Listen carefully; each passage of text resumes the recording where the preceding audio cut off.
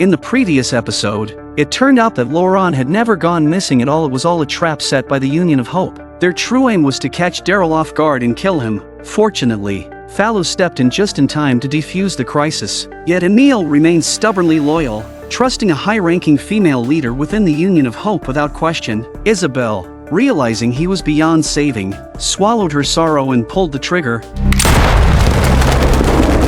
Meanwhile, Sylvie entered the kitchen carrying a tray. She noticed a woman preparing food. This would have been a normal thing, but Sylvie suddenly felt something was wrong. The bread being prepared was baked individually, a rare occurrence, as everyone normally ate together at scheduled times, and food was only specially prepared under unique circumstances. Sylvie slipped behind a column to observe. The woman picked up the tray and started walking out, clearly intending to deliver the meal to someone specific. Once the woman walked away, Sylvie quietly followed her. Unexpectedly, the woman was quite vigilant, constantly looking back. Sylvie trailed her from a distance. Sylvie followed her to a secluded corner of the castle, where the woman approached a small door at the end of a hallway. She set the tray on the ground, knocked on the door, then turned and left. Sylvie quickly hid behind a wall to avoid being seen. Before long, the small door opened and a man took away the tray. Now there were more and more questions. After mentally preparing herself, Sylvie cautiously approached the small door, intending to slip inside and uncover the truth. Unexpectedly, there was a staircase below, along with several connected secret rooms. Sylvie's heart instantly lifted, as she guessed who was hiding here. Sylvie? Nous sommes à l'aube de quelque chose de merveilleux.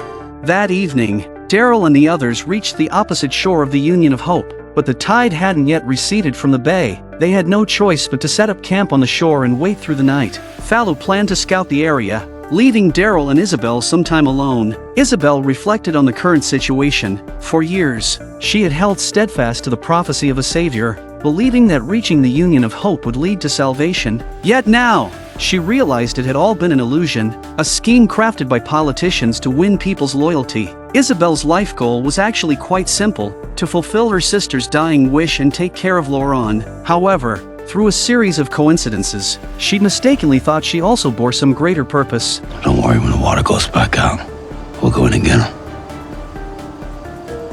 And then we'll go with you.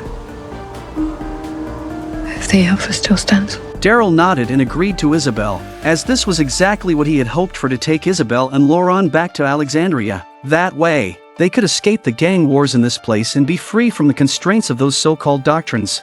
Like a nice change of scenery. Makes you look at things a different way. The bay is on. I like that.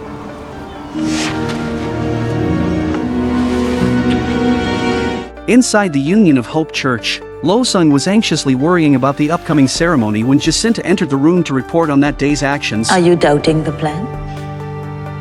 We'll go through with the test. It will work. But we'll still have to deal with Daryl when he comes back. He's not coming back. Lo-Sung froze in surprise. What did she mean? Jacinta went on to explain that she'd taken it upon herself to alter the plan. Originally, they had only planned to distract Daryl to buy time for the ceremony, but she told her subordinates that Laurent was immune to the zombie virus and mentioned that Daryl would interfere with the ceremony, suggesting it would be best to find an opportunity to kill him. Lo-Sung took a deep breath, suppressing the anger welling up inside him. What about the others? Isabelle. Fallow. They were not part of the plan. Jacinta added that it was precisely his prophecy that had inspired followers and led to the founding of the Union of Hope. They'd fought for this for so long they couldn't allow one individual to obstruct the alliance's development. Their hands clasped tightly together, signaling that Lo-Sung had also cast aside his last shred of conscience, now standing firmly alongside Jacinta. The next morning, the Union of Hope began setting up the ceremony venue. Sylvie sat by the window, silently praying for God to grant her the courage she needed to protect Laurent. Ever since she'd been discovered sneaking into the secret room the day before, Lo-Sung had sent her back to her room, where she was now under soft confinement. Just then, there was a knock on the door. Sylvie took a deep breath to calm herself, then walked over to answer. It turned out to be a familiar guard delivering breakfast. Sylvie quickly reached out to take it, setting it aside, and struck up some small talk with him before he closed the door. The guard also knew what Sylvie wanted to find out. Lo-Sung dit que c'est provisoire. Une fois que le garçon aura survécu à sa morsure, la preuve sera faite. Je sais.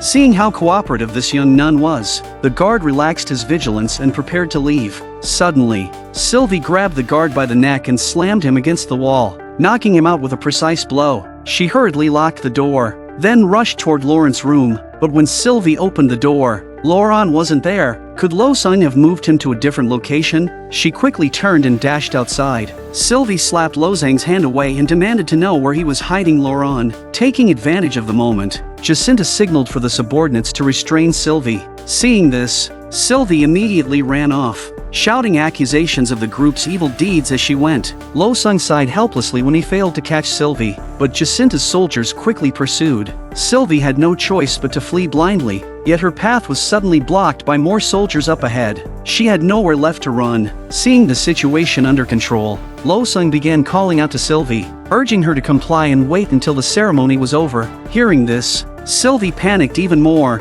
She had to find Laurent and let the savior reveal the truth. Only then would people believe. Lo Sung maintained his pretense of acting for the greater good, coaxing Sylvie to calm down and stop causing trouble. Just as Sylvie was about to retort, the soldiers seized her.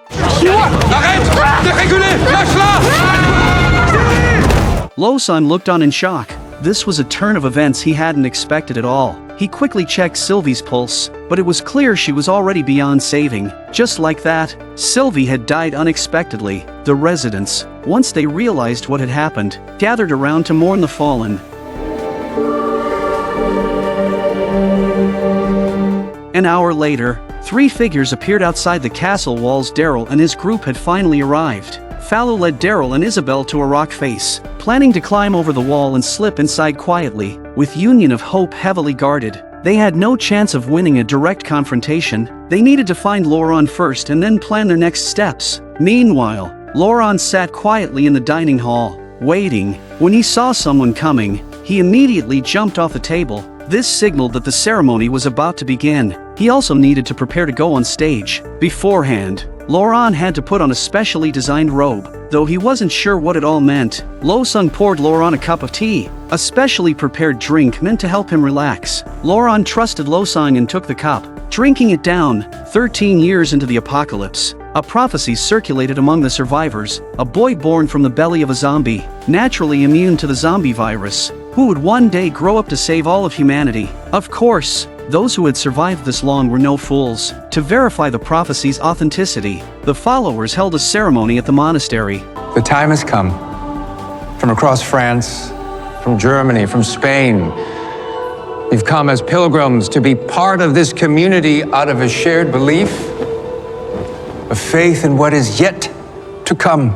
Lo Sung gave a brief opening speech, then turned and signaled toward the backstage. At once, Jacinta entered with a squad of people. At the same time, Daryl and his team had scaled the wall and blended into the crowd of followers. Waiting for the right moment, the onlookers speculated that the young boy at the end of the procession must be the prophesied savior. As the atmosphere grew more charged, Lo Sung addressed the followers once more. He spoke of how the development of Union of Hope had not come easily. Many had doubts about the savior's authenticity, and this ceremony was meant to prove that the savior of prophecy was indeed real. This child, immune to zombie bites, would lead them to create a future resistant to the zombie virus. At that moment, a cloaked figure stepped forward. Lo Sung walked up to introduce the figure. So who better to confirm our faith in Laurent than someone we've just lost but who loved him dearly? And now, her love will deliver us all. Isabelle was also shocked. In just one day, Sylvie had been turned into a zombie and used to test Laurent. The soldier pushed Sylvie forward, and tension rose among everyone around. Yet, facing the zombies directly, Laurent remained unusually calm. Isabelle frantically scanned the distance, finally spotting Daryl within the crowd. But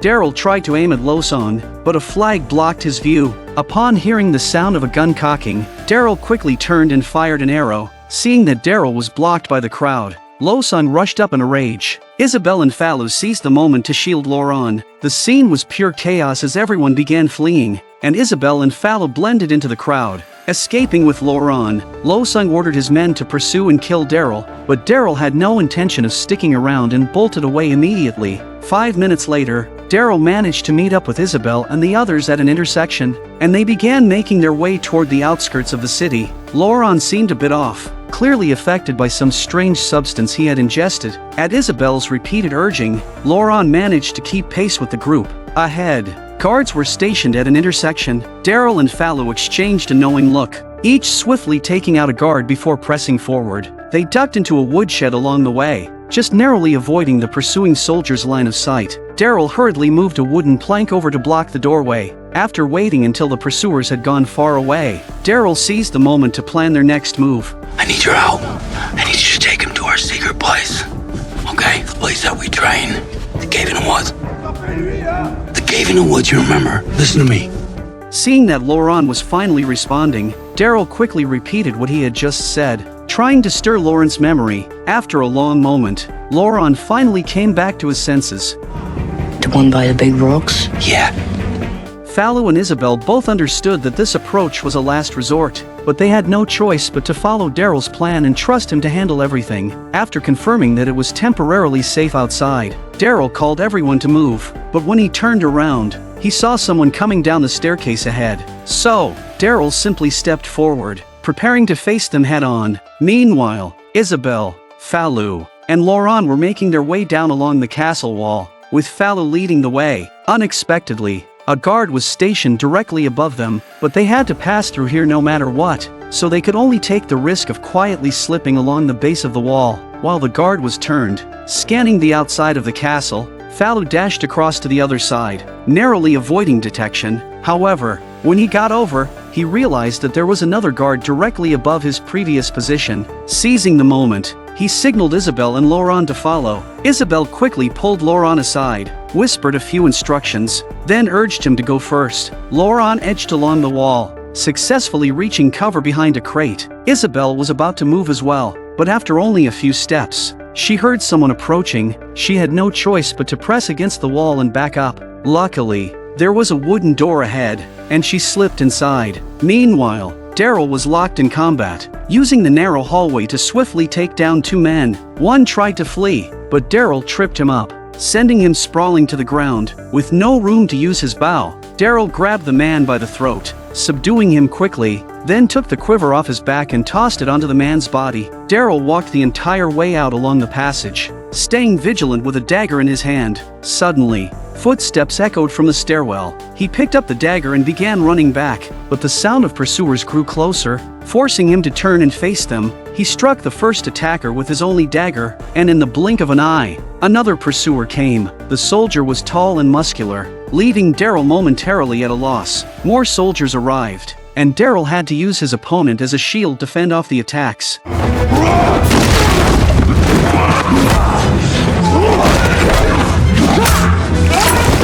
After dispatching the last pursuer, Daryl stood up, yanked a harpoon from the fallen soldier, and prepared to run before any more reinforcements arrived. But unfortunately, someone else rushed up to die. Daryl quickly tipped over a nearby shelf, then spun around and charged at the person behind him. Before his opponent could get up, he drove the harpoon straight into him, then grabbed an iron plow hanging from the ceiling beam. The fight had taken its toll on Daryl. He was exhausted. He pulled his dagger out of one person and then walked towards the stairs. But as soon as he stepped out the door, he encountered another soldier. Daryl swiftly took care of him. Daryl bypassed the stairs ahead, leaping onto a lower rooftop with the intent of slipping into the alleys of the residential area. But as he stood up, he saw that more pursuers were already blocking his path. Assessing the situation, Daryl cursed under his breath, realizing he had no choice but to surrender. On the other side, Isabelle was still hiding behind the small door, with guards on both sides of the path. She could only observe the outside through a crack.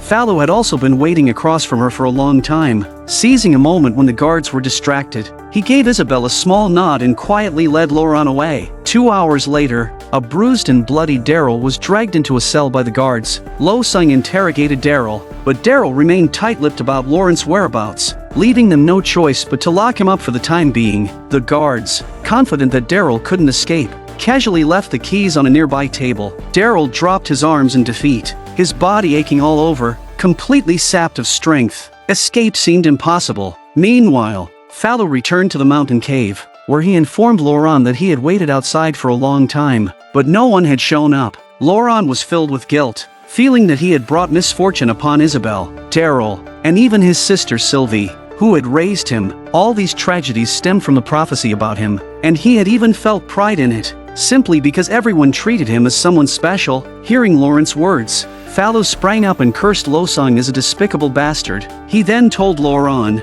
"None of this is your fault. It was because everyone believed the rumors that they lost their judgment and followed his orders." Pas Daryl. Il y a jamais cru, lui. Will Daryl manage to escape? And will Losong capture Laurent once again? Stay tuned for more exciting events in the next episode.